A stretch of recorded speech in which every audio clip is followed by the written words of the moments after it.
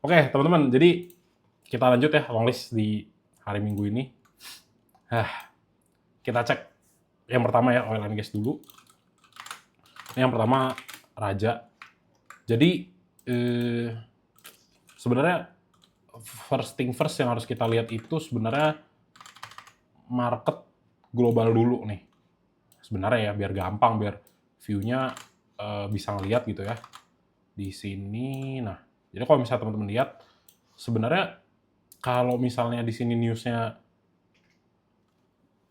belum ada tanda-tanda untuk ini ya, apa namanya, belum ada tanda-tanda untuk bener-bener clear mereka itu kelar perang, harusnya oil and gas itu secara tesis itu akan tetap tinggi dan yang kedua, saham-saham ini akan profitable di kuartal 1 dan kuartal 2 2026. Itu kalau ngomongin masalah fundamental yang bisa teman-teman ikutin, kayak gitu ya. Jadi kalau misalnya harga ditarik turun berarti belum price in.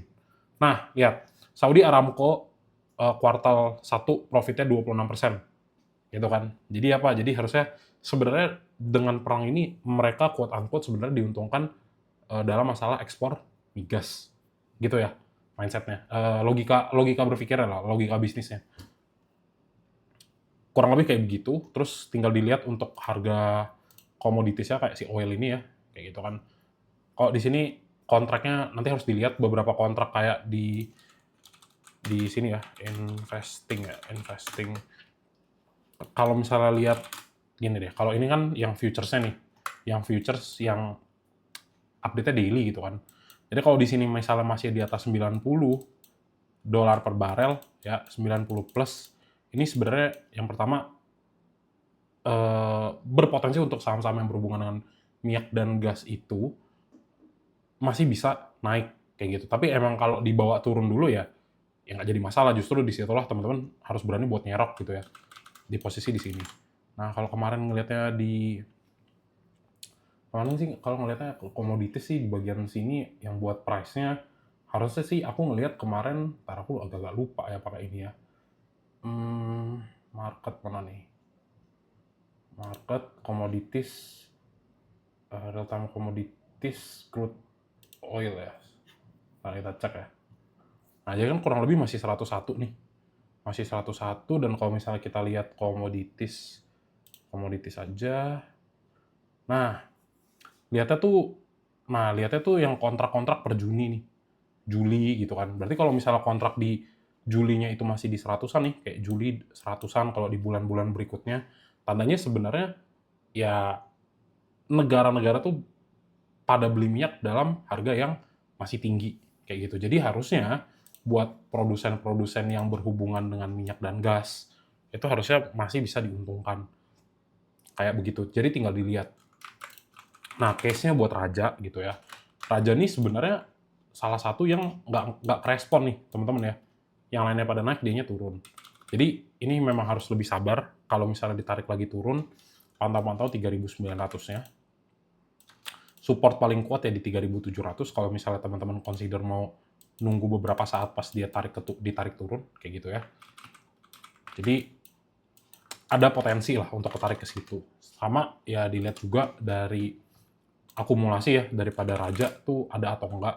Kalau misalnya makin gede bisa, tapi kalau misalnya masih zigzag-zigzag gini, lebih baik wait and see. Ini di sini mulai kelihatan ada, tapi jumlahnya nggak signifikan. Terus teman-teman juga lihat posisi dari retailnya gimana. Tanggal 8, LGD-RPI XA udah mulai masuk, buangan YP XL udah mulai gitu ya. Jadi mungkin kita lihatnya reviewnya seminggu aja, seminggu terakhir, LGD-RPI ini juga transaksinya udah mulai rendah. Berarti ibaratnya kurang lebih kita tinggal tunggu support-support kuatnya nih, kayak di 3.900. Lihat juga closing besok, kalau misalnya masih ketarik turun, sangat wajar. Tapi balik lagi ya, kalau mau ngambil Raja Ratu, kalau ketarik lagi, bisa jadi areanya masih bagus nih. Karena di sini harusnya masih up nih. Masih higher low nih di sini ya, tinggal tunggu lagi. Kurang lebih begitu, nextnya Ratu. Nah, Ratu juga sama nih.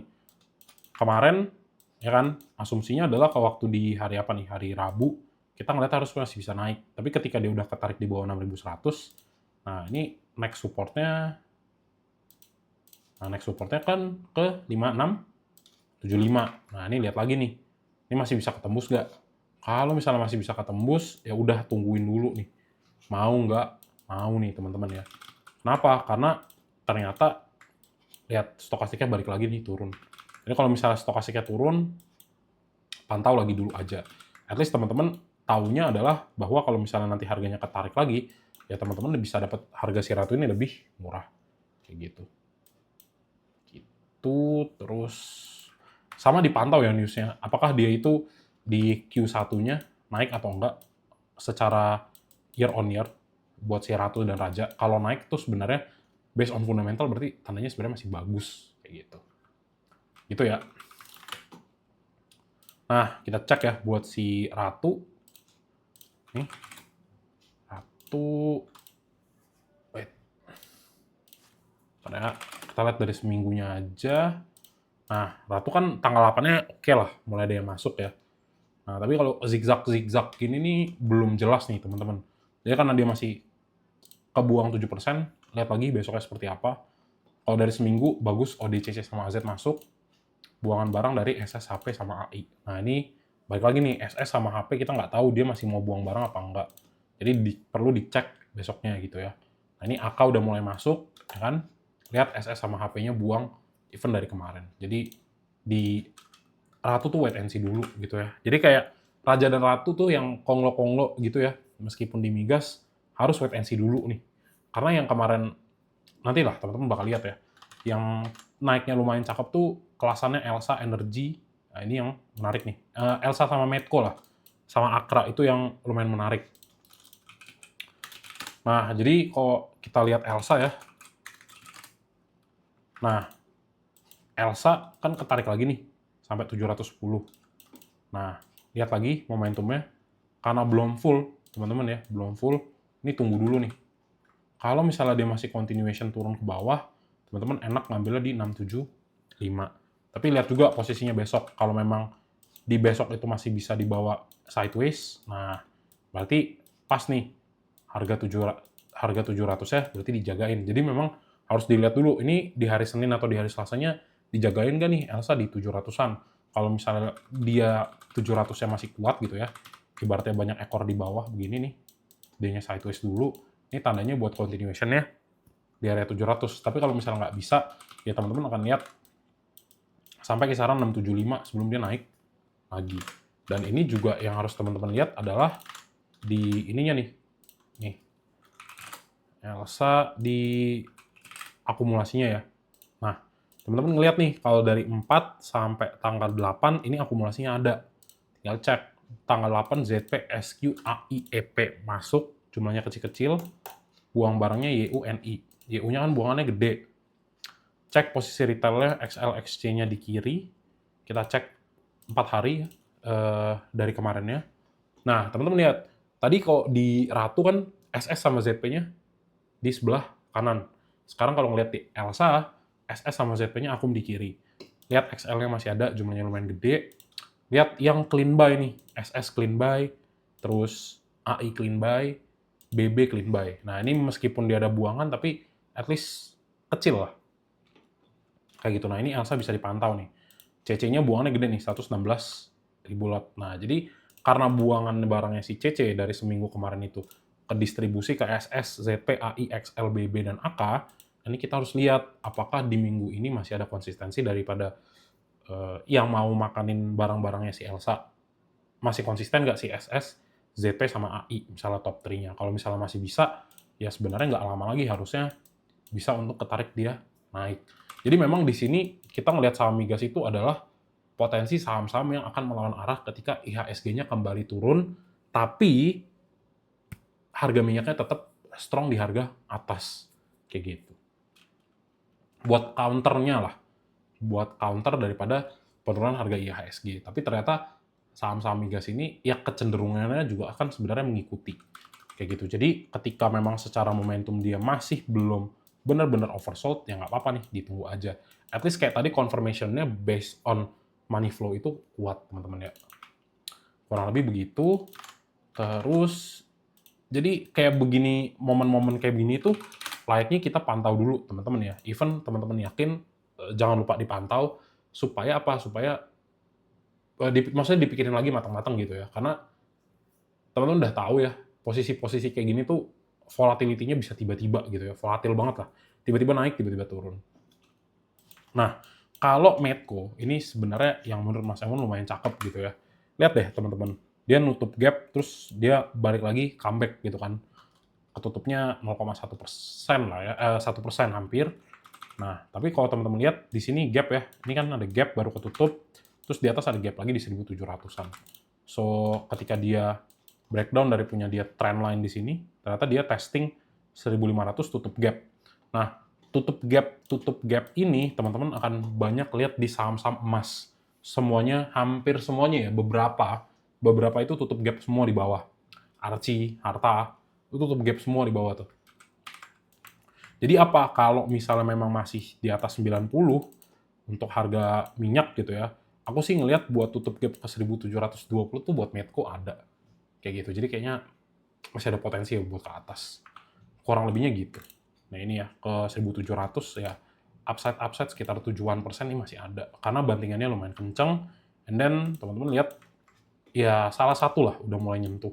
Tapi balik lagi, bisa ketarik lagi? Bisa. Tapi at least teman-teman tahu bahwa posisi di sini ya, ini udah ngasih tahu bahwa wah, ini ada potensi untuk pembalikan. Meskipun tetap ya kalau misalnya ngelihat marketnya masih turun, dia sideways di 1.500-an juga masih bisa terjadi ya, masih bisa. Ini sebenarnya gapnya pas lah sih sampai sini ya, kurang lebih lah. Gitu. Oke. Nah, yang dilihat dari si Medco itu adalah ini nih. Nah, kemarinnya masuk kan, comeback nih. Kemarinnya masuk, tapi majority sih masih buang.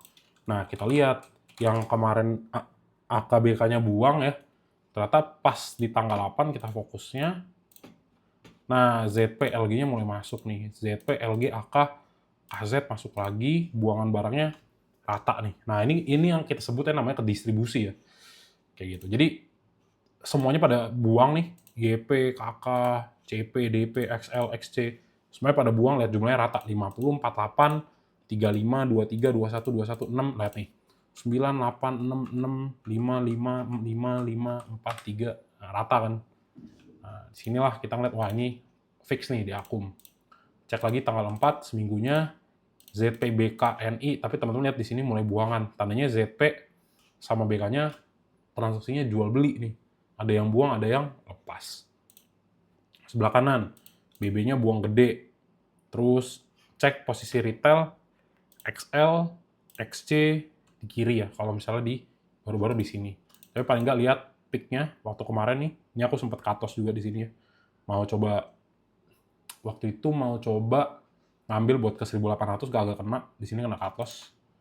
Nah, kurang lebih udah 13% ya, atas sampai bawah. Jadi harusnya kalau misalnya tesisnya masih kuat, minyaknya masih lama, nggak turun-turun, harusnya ini masih bisa naik. Tapi ngelihatnya forecast sampai ke kuartal 2 ya, kuartal 2 2026 berarti kisarannya sampai di Juni ini nih. Berarti kurang lebih laporannya plus 2 bulan, ya kira-kira bulan 8 lah, baru price in ya. Gitu. Seperti itu teman-teman. Lanjut lagi. Buat si ESA ya, Energy. Nah, ini juga sebenarnya salah satu yang bagus kemarin. Makanya kemarin waktu ngebahas buat masuk di energy tuh Mas Emon nggak berani ngasih TP tinggi-tinggi, ya kan? Karena marketnya kagak jelas dan ternyata kena tarik lagi. Nah, kalau dari posisi ini sebenarnya aku ngelihat ini adalah pattern-pattern untuk continuation turun nih, gitu kan? Nah, ini yang harus dilihat salah satunya adalah 1.600-nya lewat nggak? Kalau 1.600-nya lewat, maka ini continuation untuk dia punya penurunan bisa lanjut gitu ya kalau dari segi price action.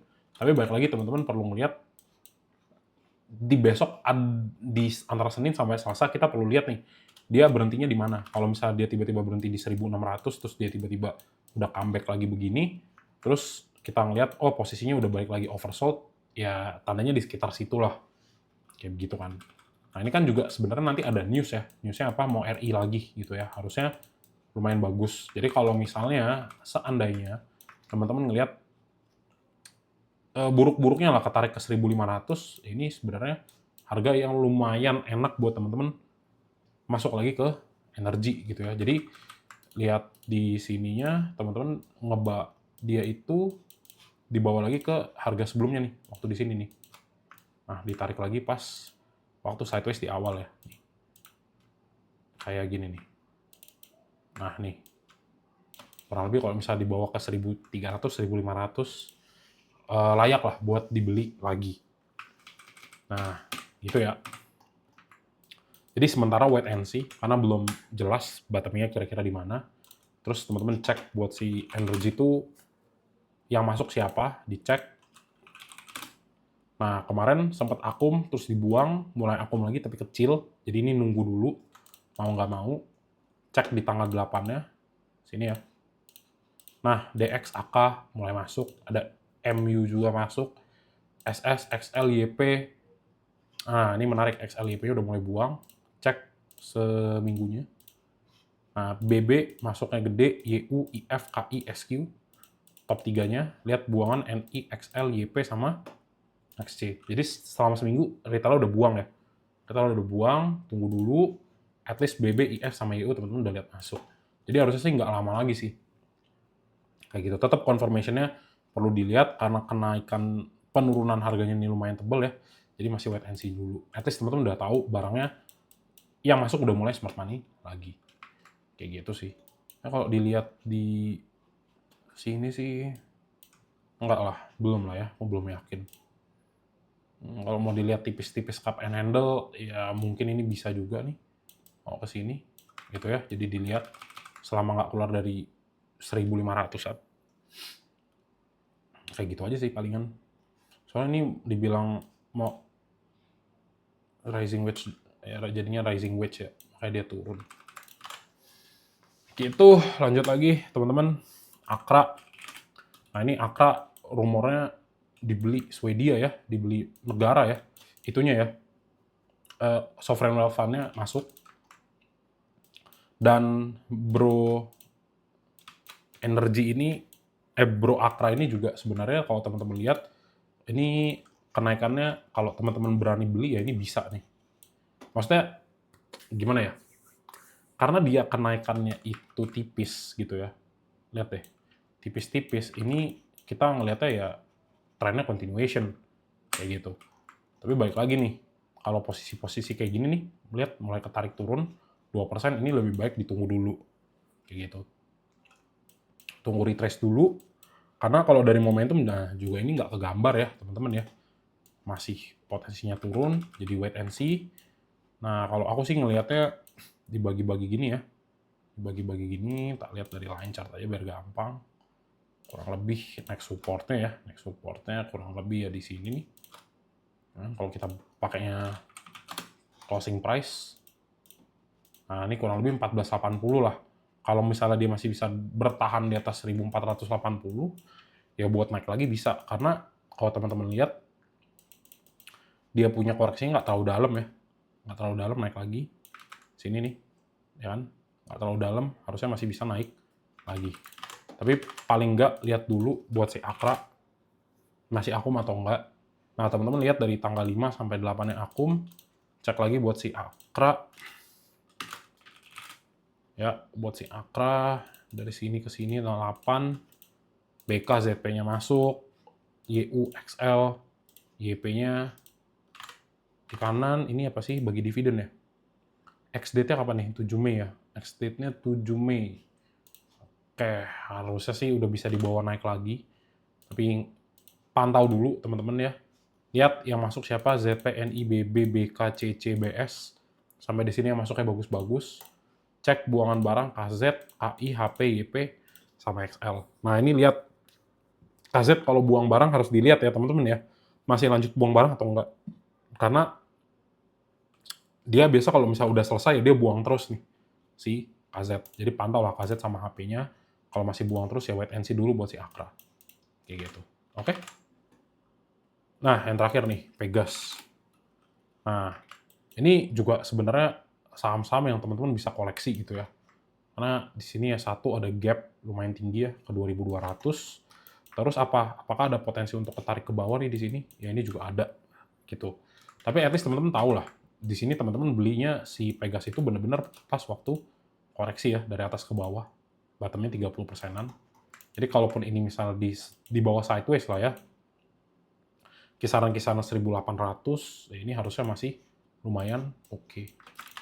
Cek lagi teman-teman buat si Pegas. Nah, karena ini mulai buang, pantau dulu. Tapi at least salah satu yang asing masih demen tuh salah satunya kayak si Pegas.